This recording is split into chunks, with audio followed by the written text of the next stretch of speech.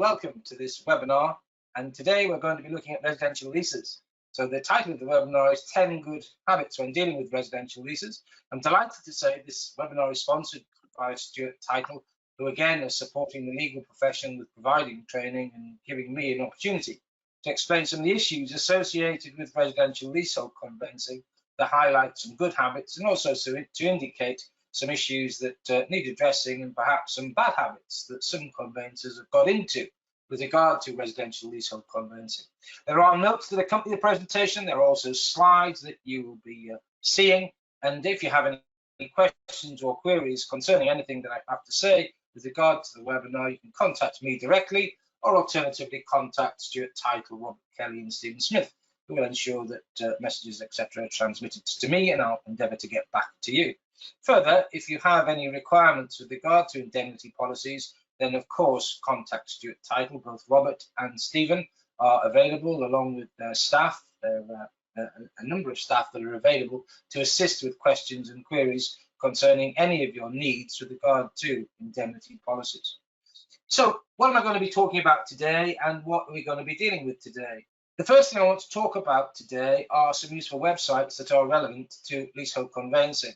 The Property Litigation Association website is a site that I frequently mention. Of course, property protocols I always mention because of issues with regard to boundaries, and leasehold properties can have boundary issues just as much as freehold properties can have. There are some sites in particular that I think are important, one of which you will be aware of, two of which you may not be. Leasehold Advisory Service, I expect you are familiar with. Very useful website because of the guidance, information, leaflets and links that are on that site with regard to the background concerning leasehold property ownership. Issues such as how to collectively enfranchise, how to approach the rights to manage, how to deal with difficult landlords, challenging service charge, challenging ground rent demands, issues associated with first-tier tribunal applications, all and everything with regard to residential leasehold conveyancing and the bigger picture with regard to leasehold ownership is contained on that site. So this morning I was talking to someone about a lease extension, and they were saying, how do we work out before we embark upon advising a client to proceed with lease extension, how much it's going to cost, what sort of premium is going to be payable with regard to the extension of the lease? Do I have to instruct a valuer or surveyor to determine how much it's going to cost? And what I said was, well, go on the Leasehold Advisory Service website. There's an online calculator that you can use there to give you an approximation of the amount of premium that's going to be required. Leasehold Advisory Service, probably my first port of call with regard to the sort of issues that I've just explained, but Leasehold Knowledge Partnership, very, very interesting site, predominantly aimed at supporting leaseholders and those advising leaseholders. The Leasehold Advisory Service is often criticised for being very much landlord-driven. The Leasehold Knowledge Partnership redresses that imbalance, if there is one, and gives advice about dealing with nasty landlords, dealing with defective leases, and in particular at the moment really focusing in on problems associated with cladding, recladding and service charge issues that flow from that. So Leasehold Knowledge Partnership you may not be familiar with, it's worth a look at. RICS website has a service charge code of practice for residential leases, and the Association of Residential Managing Agents also has a code of practice for the management of residential leases. Both of those resources are useful where you've got service charge issues or where you're drafting leases and want to look at what would be appropriate and reasonable service charge provision. All of those sites are free to access. They're all containing a wealth of information, and all, in my view, should be on your desktop so that if you have issues or problems or you require clarification about a particular point, it's sitting there. Leasehold Advisory Service, Association of Residential Managing Agents, Leasehold Knowledge Partnership contain leaflets and information that you can provide to your clients to give them the bigger picture about leasehold ownership and problems associated with leasehold ownership. Which brings me to the first topic of today's presentation, and that's what are problems with regard to leasehold conveyancing? Why does it tend to lead to more negligence claims? Why is it something that inexperienced conveyancers can get caught out with? In short, there are a number of problems. Firstly, the issue of the fact that there is the potential to have to investigate two titles.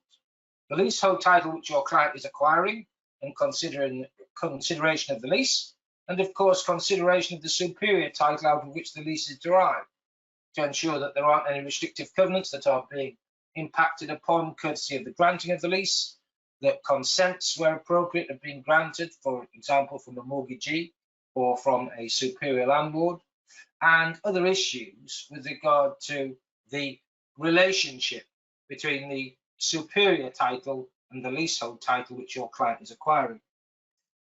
In addition to that, there are problems with regard to a failure or inadequacy concerning the advice that you're giving your clients about general issues associated with leasehold ownership. The fact that it's not as good a form of ownership as freehold, the distinction between freehold and leasehold, the relationship of landlord and leaseholder. These sorts of things can cause problems and require general advice to be given to the client, particularly the first-time buyer or the inexperienced leasehold purchaser. So the general advice position is a little bit unusual and requires some thought and requires some resource. And then the specific advice about the acquisition also requires careful consideration. It isn't enough to give me as a client of yours a copy of the lease and say, read it. You've got to provide me with a copy of the lease. You've got to provide me with an explanation as to the provisions within the lease. And then you've got to explain to me how those provisions will impact on my ownership. And that of itself can be quite a lengthy task, can be quite a difficult task. You know, for example, explaining to the lay client the intricacies of forfeiture and how draconian forfeiture can be in connection with a leasehold property takes a bit of doing. Providing clients advice with regard to repairing obligations or advice with regard to duties and obligations that are imposed by the landlord on the leaseholder with regard to quiet enjoyment, etc. These are terms that the lay client is not going to be familiar with, is not going to be have any form of level of understanding to start with, and it's necessary for us to clarify and explain wherever possible. Other problems with leasehold transactions are the fact there's additional documentation that is generated during the conveyancing process that requires addressing and requires explaining, and which may require client advice. So, for example, replies to landlords' inquiries, service charge accounts that have been provided, either estimates on a new build or 3 years service charge accounts on an assignment. Additional documentation with regard to management regulations, management companies, shares in management companies, the constitution of management companies, where there have been disputes or arguments or application to tribunal concerning reasonableness of service charge, etc. There could be a whole wealth of documentation that we wouldn't encounter in a freehold acquisition that we will encounter in a leasehold transaction. And of course, the additional TA forms that are necessary in a leasehold transaction to explain some of the issues arising with regard to the leaseholder-landlord relationship. Has the ground rent been paid up to date? Is the service charge paid up to date? Have there been any disputes? Has there been a need to obtain consent relating to works? If consent has been obtained, is the consent appropriate to those works? So additional documentation and some complex documentation. Complex documentation could be the lease itself. It may be vague or ambiguous. It may be old-fashioned. It may be out of date.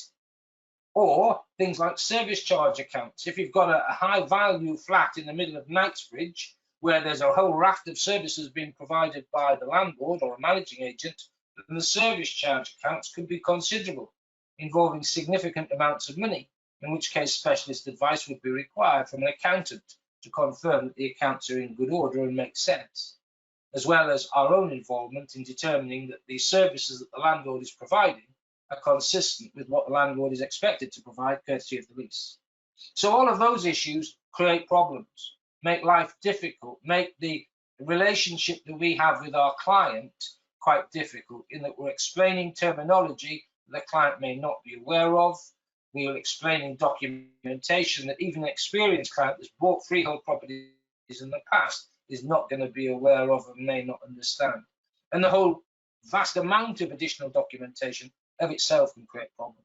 So no wonder leasehold conveyancing can be regarded as complex, can be expensive from a client's perspective because we should be charging more, and also creates claims and creates problems.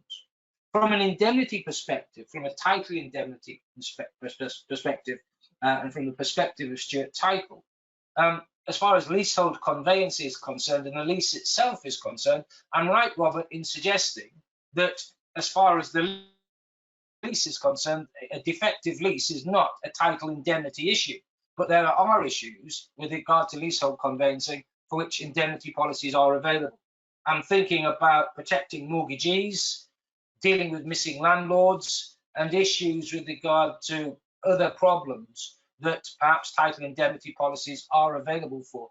Robert, I wonder if at this juncture you could explain to delegates attending today some of the policies that you commonly are asked about with regard to leasehold conveyancing.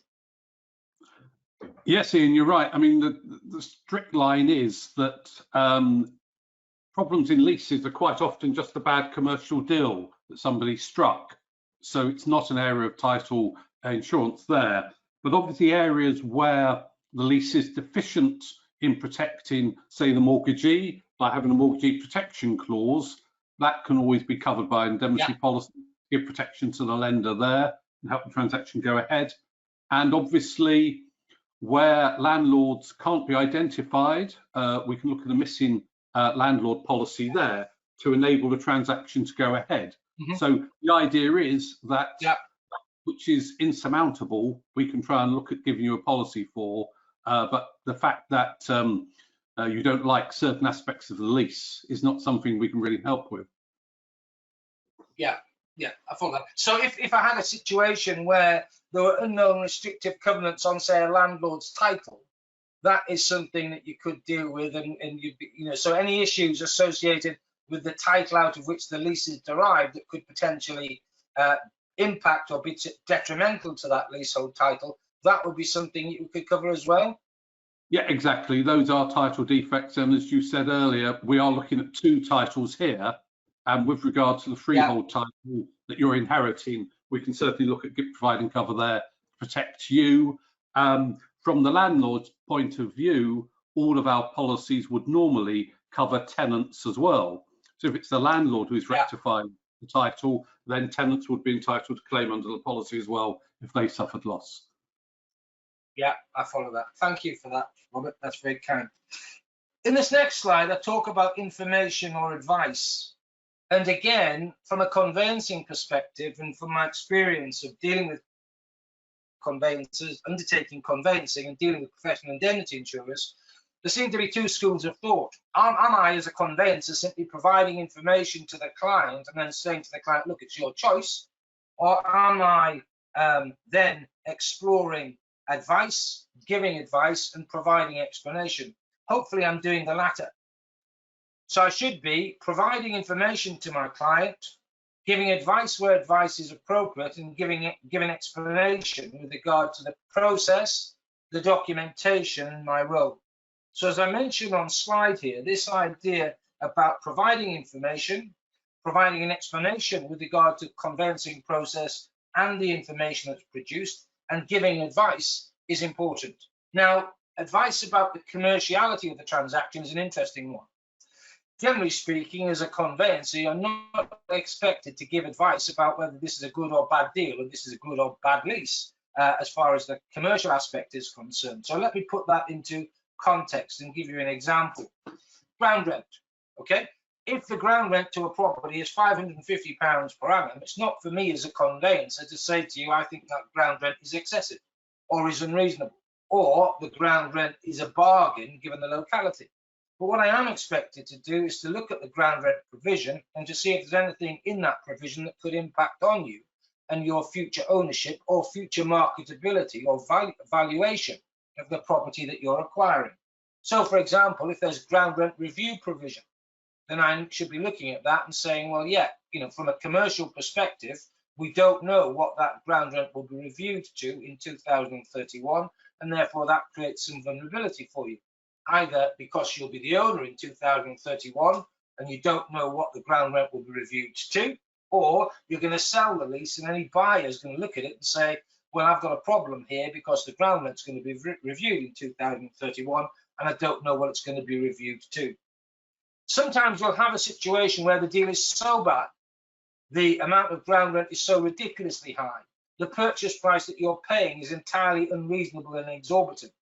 or there are issues within the transaction that generate a view for the conveyancer that this deal is so particularly bad that the client ought not to be proceeding, where you are obliged to give advice to the client that they ought not to proceed.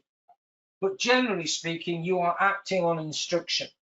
The important point is that the client is receiving sufficient information in a manner that they understand to enable them to give you instruction as to whether or not they wish to proceed.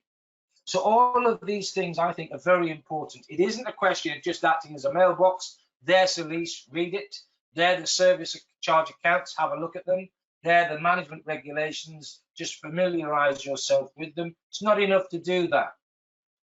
We provide information, we provide an explanation of the information, and we give advice. And that advice could be warning a client about the fact this is unusual or this is onerous, or where the provision is so bad, so detrimental, look, Mr. Client, you shouldn't be proceeding. When we're providing an explanation as to process or documentation, there is a danger that we bombard our clients with too much information, and the message and the client simply get lost. So one of the things I think we can do in connection with leasehold transactions is to provide external resources. Things like the Leasehold Advisory Service guidance, the Association of Residential Managing Agents leaflets, etc., to provide backup with what we're saying or to support or endorse the points that we're making. It's also important that we communicate effectively, getting over key messages, providing explanations and advice that is effective. And when I talk about effective, the message gets through to the client. There are some occasions where the client being the client and the issue being so complex that it's going to be difficult, if not impossible, to get the message through. But we've got to try.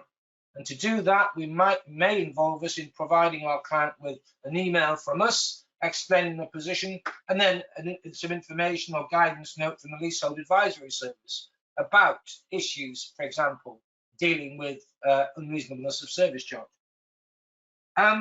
We should always invite questions in any transaction, particularly in a leasehold transaction. So we should be asking clients, do they understand the materials that we've provided, the explanation and the advice that we've given, and do they have any questions or queries with regard to it? I think inviting questions throughout the conveyancing transaction, particularly a leasehold transaction, particularly where we have an inexperienced client, is particularly useful.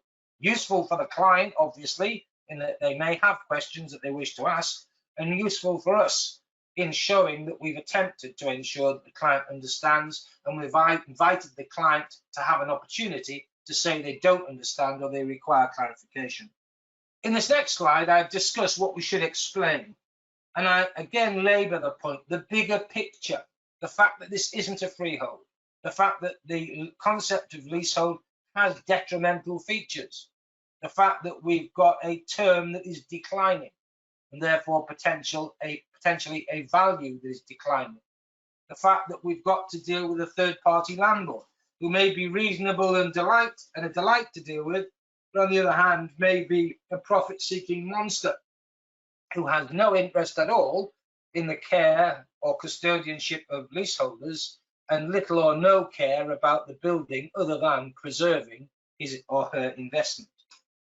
We need to ensure that clients understand our role with regard to leasehold transactions, the fact that we're not accountants, the fact that we're not surveyors, and we should be highlighting to the client the significance of getting appropriate advice where necessary.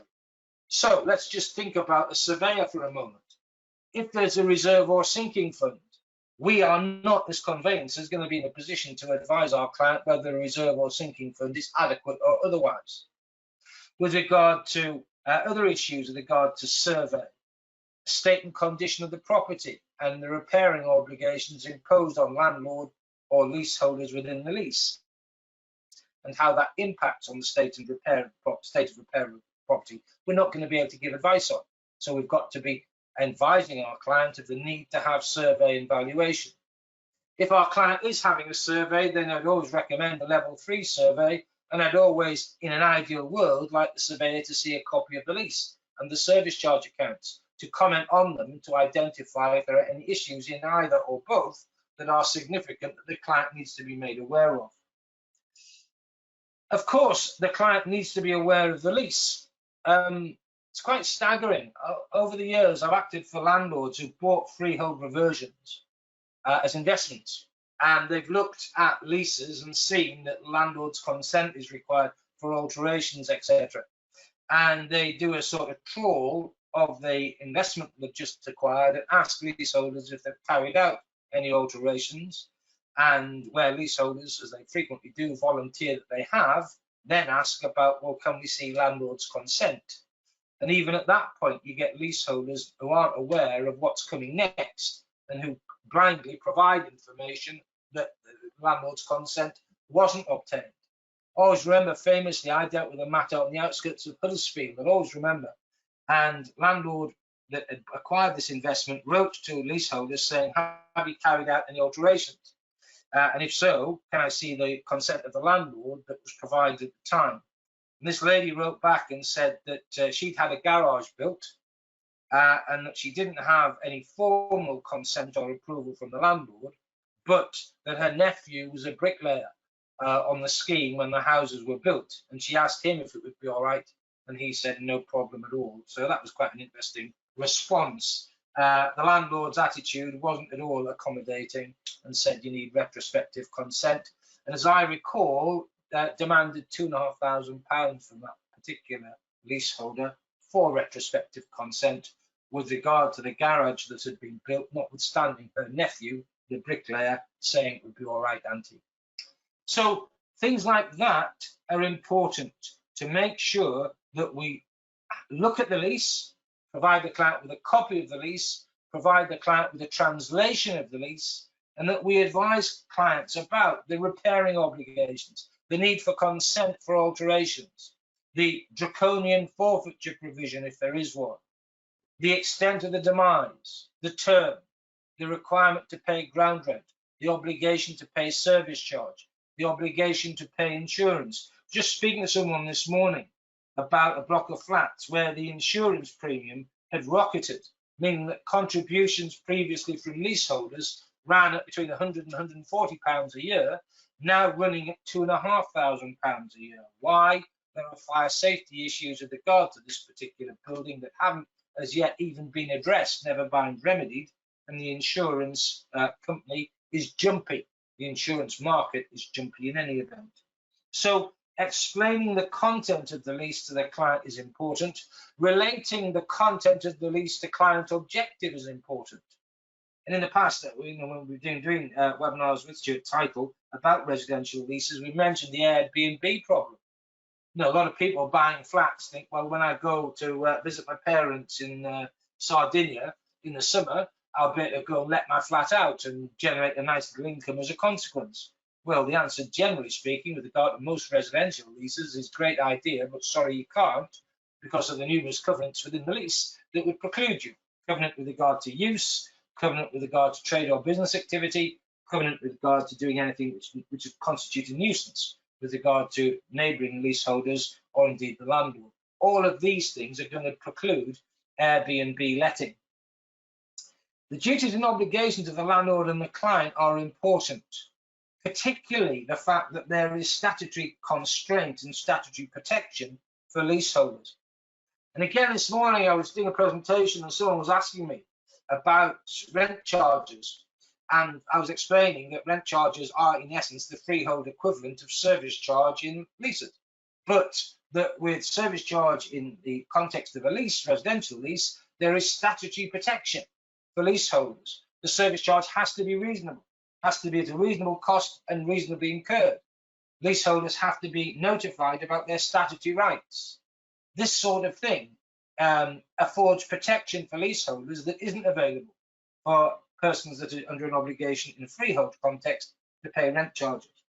The important thing is, however, that are our leaseholder clients aware of the statutory protection that there is?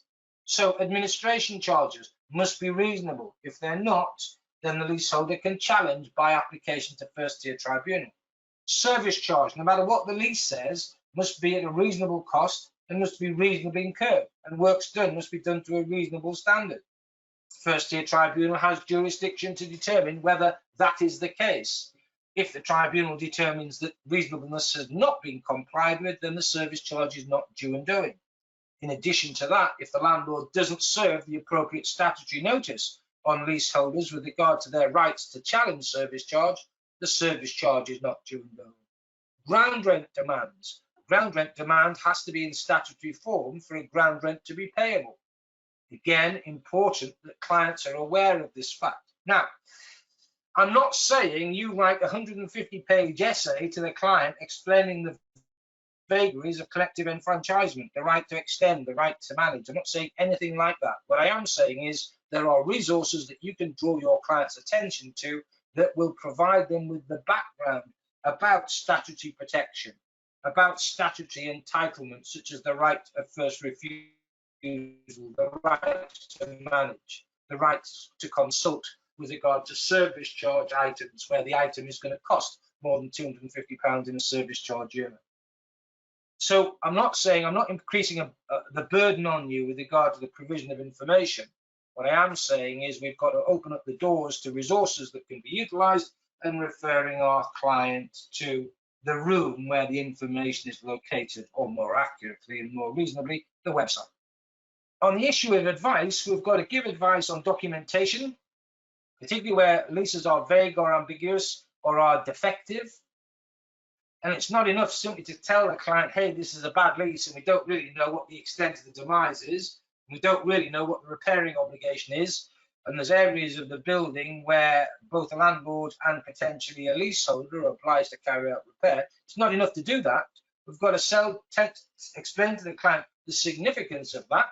So if we've got overlap where a landlord or a leaseholder are both entitled or obliged to repair, who's going to carry out the repair? Well, probably no one. They'll argue about who's responsible. Or where we have some form of vagueness or ambiguity in the lease, and therefore it's impossible to determine the extent of a repairing obligation, for example, we've got to draw that to the client's attention and explain that where we have vagueness, ambiguity, or confusion, there is the opportunity for either party or both to try and relinquish their obligations or escape their obligations and liabilities. And the only real way of remedying the problem is either to remedy the lease or alternatively to litigate on the point. Both potentially have their dangers and both potentially have expense written all over them. Important to explain about commerciality and give advice about commerciality where commerciality is so unreasonable, so disproportionate that we have to intervene. So I cannot say to a client, look, I think you're paying over the odds for this leasehold property. I shouldn't be, I couldn't be, and I must not really be giving advice relating to that. That's valuation. But where I've got a situation where the service charge, for example, the service charge apportionment appears to be unreasonable. So we've got a small flat on the first floor of a development, and yet the service charge apportionment means we're paying 25% of the service charge on the entirety of the building. That is commercially unsound and unjustifiable, and we should be intervening and saying to the client, look, this is a bad deal, this is crazy, you shouldn't be paying for that amount of service charge on the basis of that apportionment. We've got to explain to clients risk. And when I talk about risk, again, high-rise flats are the obvious thing at the moment. So we haven't got an EWS1 for this building yet. It's a high-rise block of residential flats. The surveyor or valuer has indicated there is cladding on the building. That's also indicated that there are other fire safety issues. And I've got a client saying, well, I don't care about that. It's a good deal. I just want to get the property bought. Fortunately, if we're acting on behalf of a lender as well, we've got an automatic constraint with regard to the lender's instructions. But where we've got a cash buyer, we've got to be careful and we've got to advise clients about risk. So in other words, Mr. Client, you might be happy to buy the flat in this block of flats. You might be quite content that fire safety issues haven't been resolved. You may well feel that you're getting a bargain as a consequence. But if you come to sell this flat, or if you come to be compelled to use it as funding for mortgage purposes, you're going to have a problem. It's not just risk with regard to the client, and the client's objective or the client's purpose, but it's also risk with regard to valuation issues, using the property as security, and resale issues as well. A good habit is to be prepared to advise on transactional issues, the things that conveyancers are expected to advise upon. And it's also a good habit just to be aware that where the bargain, where the deal, where the transaction is being particularly onerous with regard to your buyer client, to intervene and warn. I mentioned two cases in the notes, Moda International Brands and Gately, and Minikin and Landsberg. And these are two interesting cases in that they sort of highlight some of the points that I've made to you in connection with this initial part of my presentation. The first case that I mentioned, Moda International, is interesting because what we had was a commercial transaction. We had a conveyancer that was severely criticised by the courts because he was slack in the way that he dealt with the matter. He was very familiar with the client. He didn't keep proper notes or records. He claimed that he provided all information to the client, but there was no evidence on the file to that effect.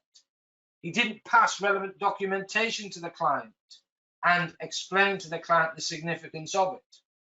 He was very busy with regard to other matters, well, aren't we all? And therefore wasn't able to devote the appropriate amount of time to the transaction. He assured a client there was nothing wrong with regard to the documentation. And again, he hadn't kept the client informed about the transaction, about the potential risks associated with the transaction, and therefore was in severe difficulty with regard to a negligence claim.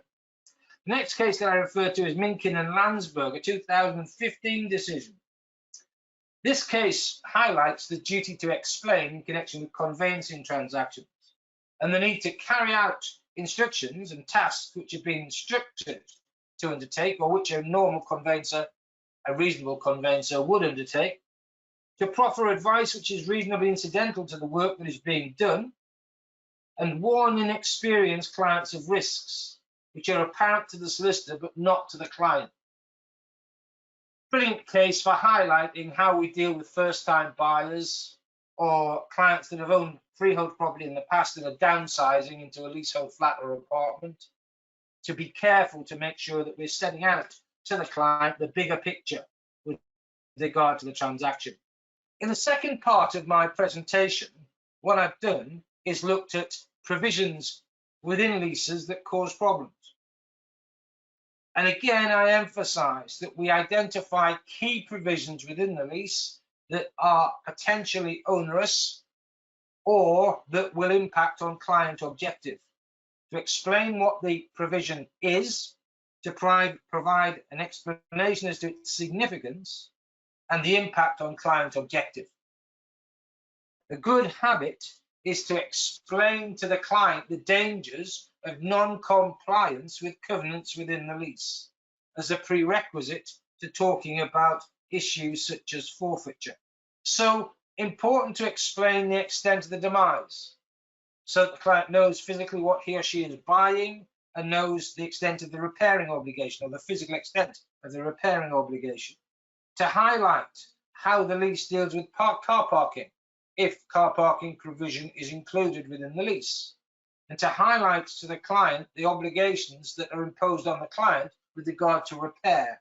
With regard to repair, we've got to think about the legal obligation to repair, what the lease says is the extent of the repairing obligation in law, and also the physical extent of the repairing obligation. In other words, how large is the physical obligation to repair?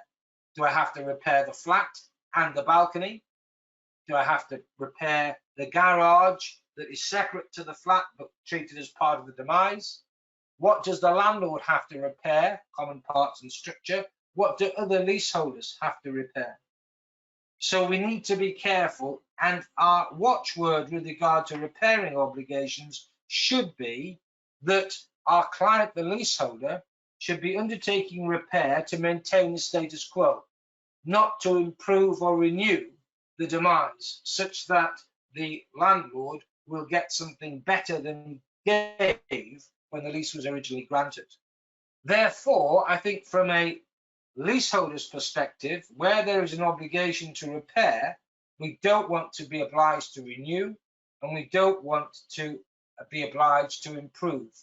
We simply should be obliged to keep in repair, which may involve an obligation to put in repair as well. I don't like to see any reference to repair and condition. The addition of the words and condition imposes a greater obligation on the leaseholder or the landlord where the repairing obligation relates to the landlord. And to that end, the obligation to repair on the landlord should be common parts and structure. Again, be careful, because the repairing obligations that the landlord is required to meet should ensure that the cost that the landlord incurs is transmitted into service charge.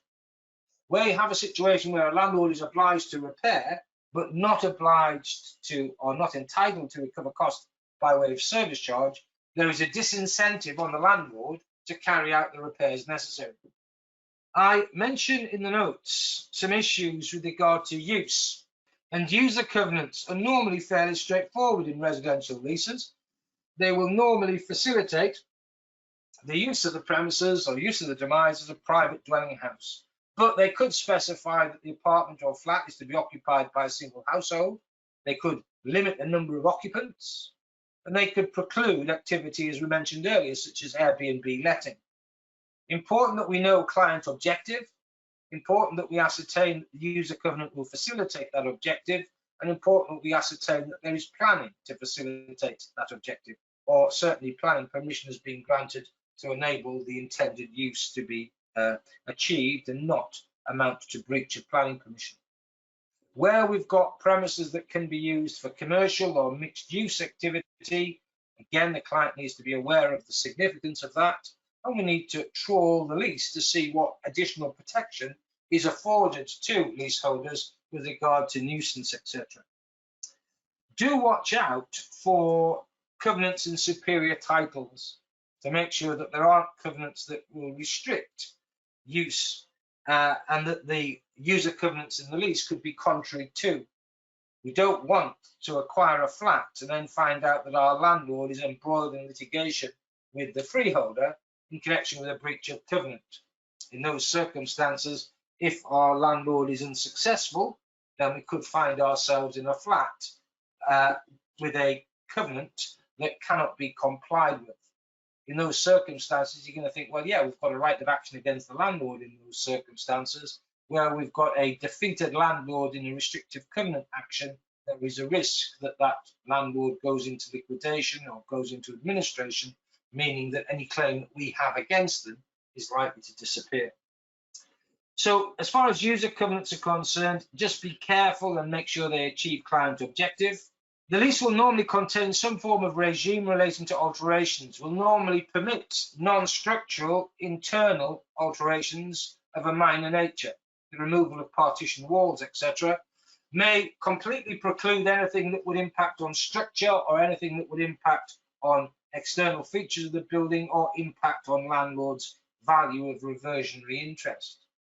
It is important that the lease makes a regime available with regard to minor alterations, simply that landlord is notified and that landlord is entitled to insist on reinstatement at the end of the term. With major works, the lease may provide that the works cannot be undertaken unless landlord provides official approval, initial official approval, and maintains and manages and supervises works as they're being done and then signs them off when works are completed.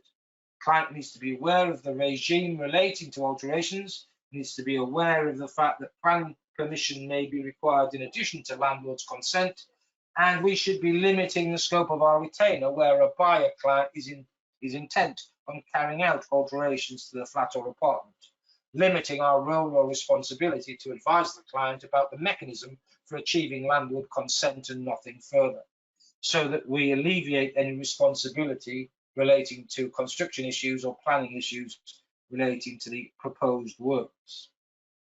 Where works have been undertaken by a seller and acting for a buyer, important to identify that landlord's consent has been obtained, and significant point and good habit, check to make sure what the landlord has consented to has in fact been done. There is always a danger when a builder's on site and where the owner of the flat or the apartment is having works done, that all of a sudden there's a change of heart or some additional works that are done and landlord's consent has not been obtained for them. In those circumstances, if acting for a buyer, retrospective consent might be necessary. So be careful about alterations when acting for a buyer where works have been done historically. As far as service charge is concerned, again, put simply, we need to check that the lease contains duality. The lease specifies the services that are to be provided and enables the landlord to recover cost. The lease should contain a service charge regime, and the service charge regime should allow service charge to be paid monthly, should enable estimated accounts to be produced at the beginning of the year, final accounts at the end of the year, some form of balancing scheme at the end of the year, and provision for alternative dispute resolution in the event of dispute. These days, particularly post-Grenfell and fire safety, I want to see a reserve or sinking fund, and I want that fund to be adequate for unusual items of outlay, and I want the landlord to be able to borrow money to meet unusual items of outlay that can't be met reasonably in the current service charge year. Watch historical service charge accounts that are produced on assignment. This is historical information and will not necessarily be a true record of the service charge going forward. We've seen that with regard to fire safety. Leaseholders have acquired flats and have paid fairly insignificant amounts of service charge on acquisition and are aware of fairly insignificant amounts of money in connection with the preceding 3 years service charge accounts before acquisition. And then Grenfell comes along, fire safety comes along, EWS1s are produced, specialist advice sought with regard to an EWS1, and the 300 or 400 pounds a year service charge is now racking at 50, 60, 70. I saw one recently, 140,000 pounds for the current year. Ouch. As far as insurance is concerned, again, important to check the lease to see who's obliged to insure the building, where the landlord is obliged, which would be the norm, to ensure that the insurance cost is transmitted either into service charge or is deemed an insurance rent and is apportioned reasonably between leaseholders. As a conveyancer, you're not expected to have specialist knowledge about the insurance market, and therefore to verify whether the premium is good, bad or indifferent, an insurance broker should be instructed, and whether the level of indemnity is appropriate, then again, specialist advice is sought. When you have a situation where it is impossible to insure a property for a particular risk, such as flooding, then theoretically the lease should be varied to exclude flooding. Significant point with regard to flooding as an example, a lot of people say I can't get insurance for my property to protect me in connection with flood risk. And frequently the question is, it's impossible to get insurance. The point is the premium that is required is such that it's uneconomic to get a policy for flood risk. And therefore you could have a situation where the lease requires the landlord to insure against flood risk or terrorism, for example, but the landlord is bleating that he can't get insurance. He probably can get insurance, but the premium is going to be exorbitant. So it's dangerous for a leaseholder to insist that insurance is obtained in such circumstances. Where insurance can't be obtained for a risk that the lease requires, the conveyancer should ensure either the lease is varied or that there is some form of acknowledgement that the landlord won't be expected to obtain cover for that particular risk. Conveyancers should check policy, schedule, and make sure that the client is aware that specialist advice should be sought if there are issues or questions with regard to either or both. Ground rent provisions in residential leases are a problem. You should always advise the client about what the ground rent is, about the obligation to pay ground rent and the need to obtain a ground rent receipt. Watch escalating ground rent provisions. I've covered this off on a number of occasions in the past and given you notes relating to this in connection with the notes in today's webinar. The key with regard to escalating ground rent or ground rent review provisions is this: can I, in 2021, advise my client that the client can ascertain what the ground rent review will be in 2031, where the ground rent review is connected to the value of the property, connected to retail price index, rate of inflation, bank base rate, etc. I don't know what the rate of inflation will be next week, never mind what it will be in 2031. I don't know what the market value of this flat or apartment will be in 6 months' time, never mind in 10 years' time. So if you've got a ground rent that's calculated, or an increase in rent that's calculated by reference to such a figure, such a sort of point in time, then you've got a problem. And either you warn the client that, look, you're buying a property, it's subject to review, and we don't know what that review will culminate in, and it's up to you, client, if you want to proceed on that basis. But I've got to warn you that a buyer, if you come to sell the flat, may have the same point put to them and may not have the same cavalier attitude that you have, which means you could have difficulty with regard to selling it. Alternatively, you could have retained the flat until 2031 and then find yourself with a ground rent that escalates dramatically. And all I'm saying to you is that as far as I can contend at this point in time, it is impossible to ascertain what the ground rent will be in the future, and therefore you are proceeding at your own risk.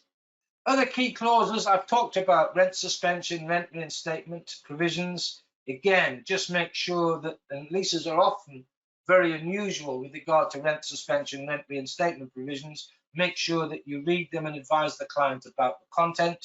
Certainly with regard to rent reinstatement, you'll see some provisions in residential leases today that enable a landlord to break where reinstatement is impossible due to lack of funds with regard to insurance monies, or impossible due to planning or site constraints.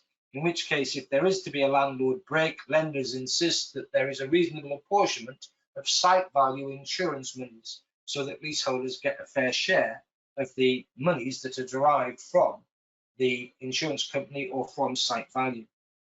As far as rent suspension is concerned, a lot of residential leases will allow for suspension of rent where premises can't be occupied, but will not suspend service charge or insurance rent.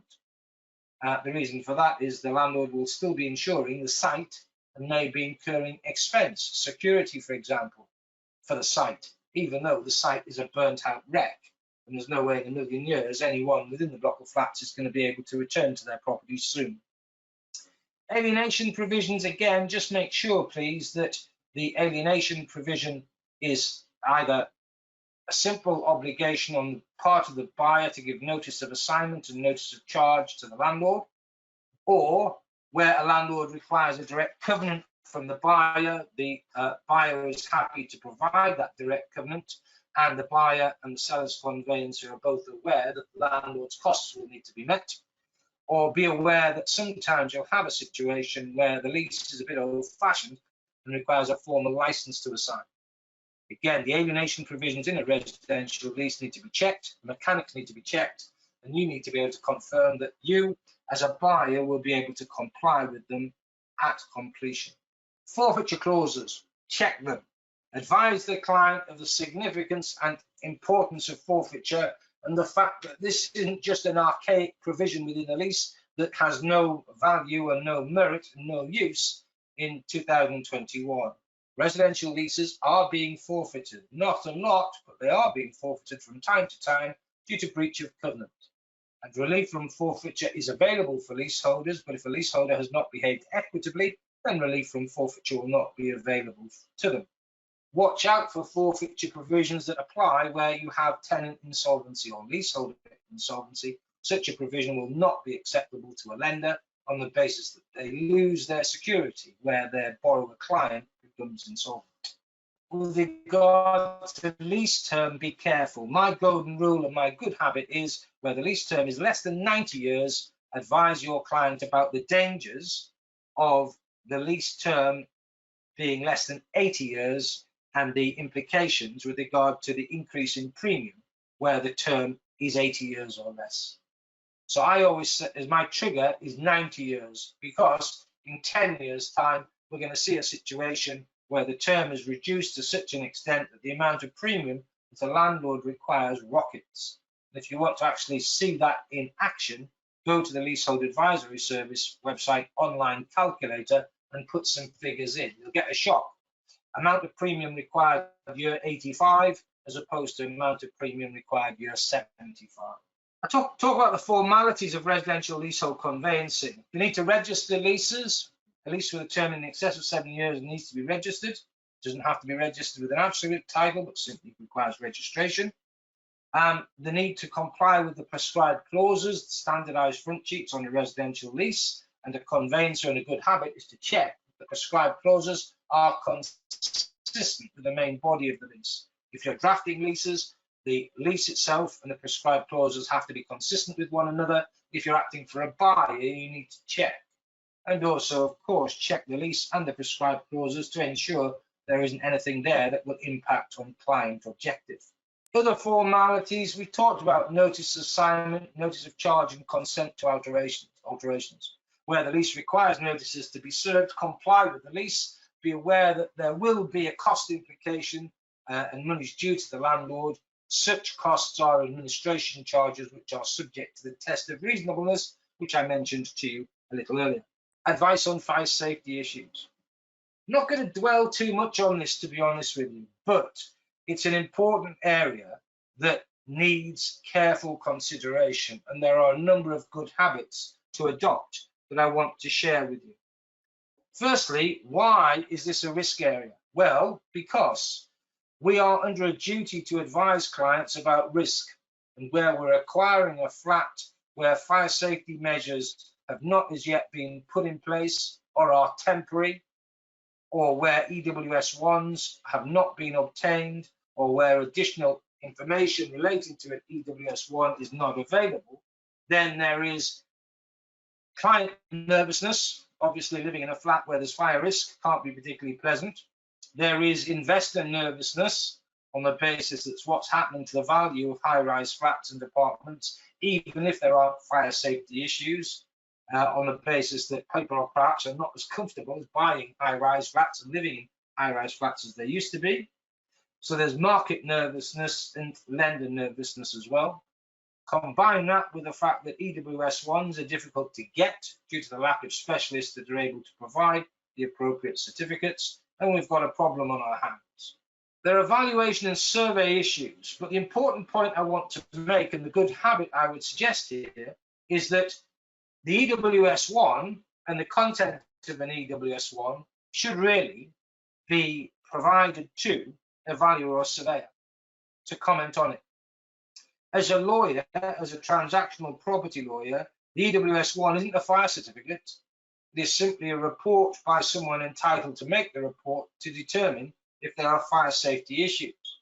And if option B of the EWS1 is appropriate, then specialist advice is required and specialist reports needed with regard to fire safety risk. All you need to do as a conveyancer, and a good habit, is to see if an EWS1 is available. If it is available, to provide it to your client's valuer or surveyor and to ask for advice, views or opinions. When EWS1 is not available, then your client buyer needs to be informed.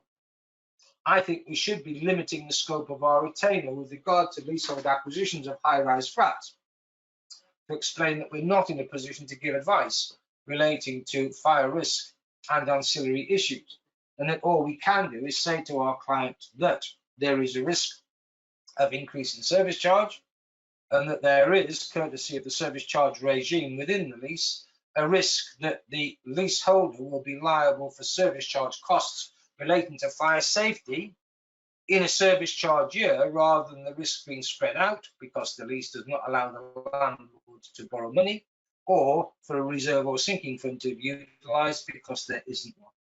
The Building Regulations Act 2018 protect new build properties theoretically. So where we've got a new build property that's subject to the building regulations of 2018, fire safety issues and fire risk should have been minimalised.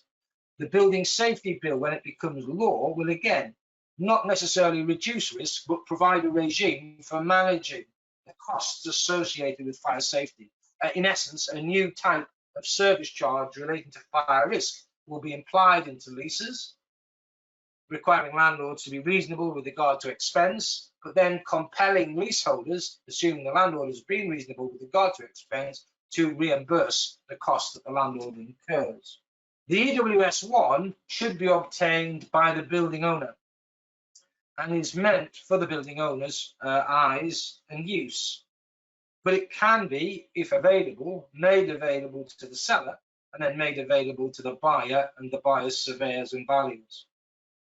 The important thing is, if you are looking at an EWS1, is to check who's produced it and, where appropriate, to verify that that person or organisation has the appropriate credentials.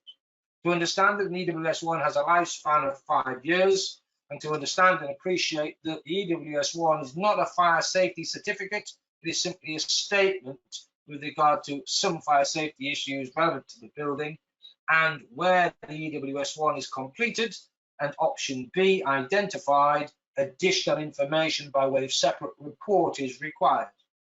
Again, if that report or that information or data is available, it should be made available to our client's surveyor or valuer or our client's fire safety specialist. I mentioned already that it is the building owner's responsibility to obtain the EWS1, and there are significant problems in getting surveyors or appropriate consultants to produce EWS1s. One large property owner was saying it would take 10 years for all their properties to be properly surveyed and for EWS1s to be available for them all. Which buildings need EWS1s? Well, technically, buildings at 18 metres of height or above and buildings with cladding. But some lenders are saying we want an EWS1 no matter what.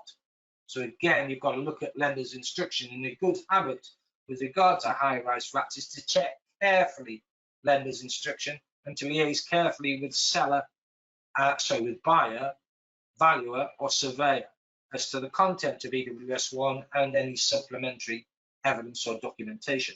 Problems with regard to fire safety. What are the lender's requirements? They tend to move around a little bit. Obtaining the EWS1 is a problem.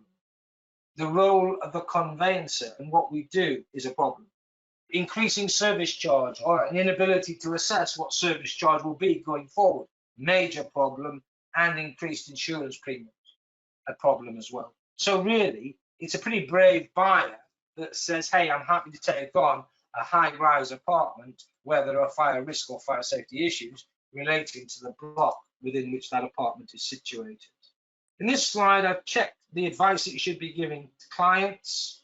Check the lease, ensure the client is aware of obligations, check survey and obtain the best survey the client can possibly afford, see what the landlord's doing with regard to EWS1s and fire safety issues, and make sure that clients who have bought properties where there is a fire safety issue or risk are aware that there are a number of self-help groups available for such leaseholders. The Leasehold Knowledge Partnership has a wealth of detail in that regard. To finish today, I've given you some information about defective leases and highlighted that we can deal with defective leases via a deed of variation, but that would imply and require cooperation from the landlord. I've also specified how and what a deed of variation should contain.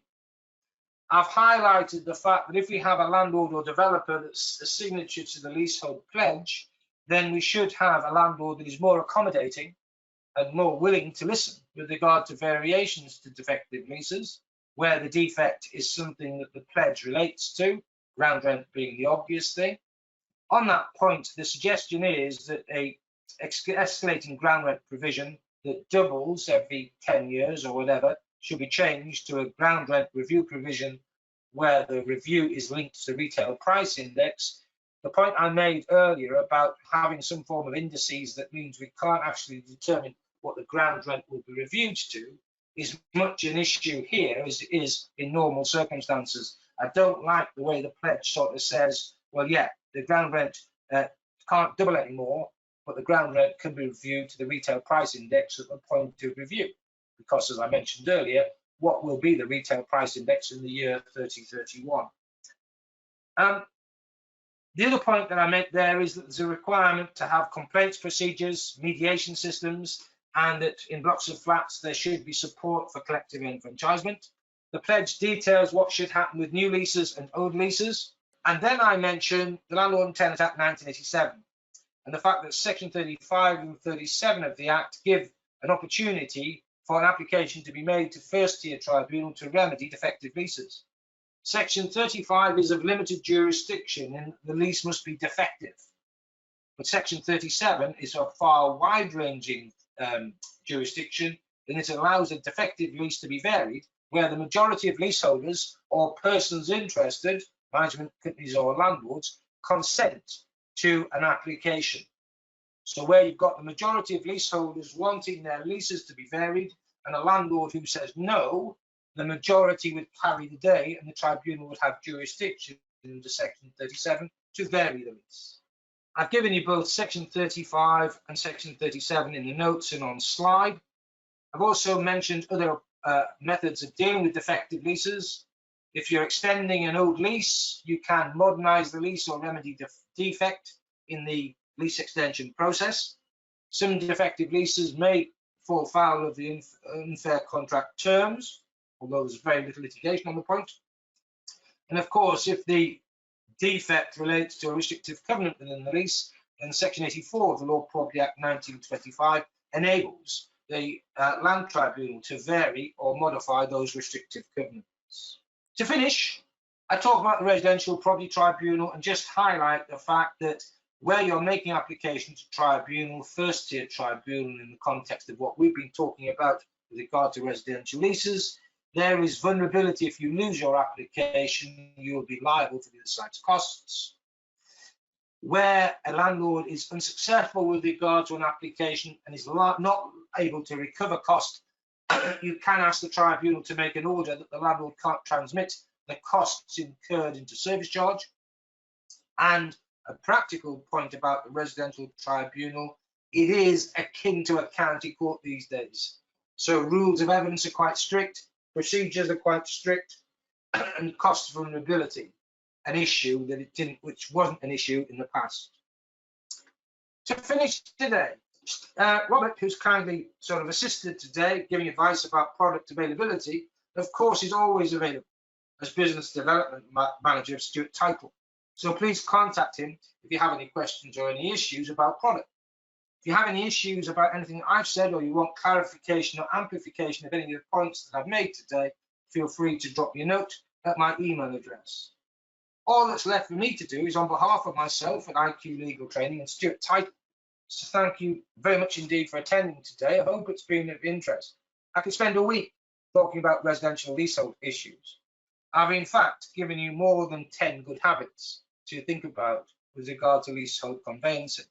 The secret with regard to conveyancing generally is to do the simple things well, keep clients informed, to make sure that we're aware that we're not just a mailbox, we're not just giving clients documentation, that we're required to explain and advise and expose and quantify risk and protect clients and of course protect our firms as well. On that happy note, thank you very much indeed for attending today. Wish you a good day and thank you very much indeed for listening and watching. Thank you.